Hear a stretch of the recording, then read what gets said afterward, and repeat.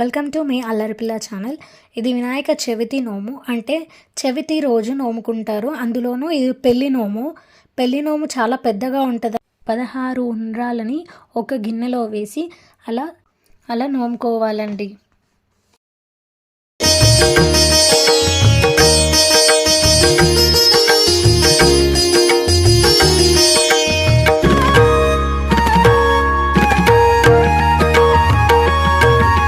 सौभाग्यलक्ष्मी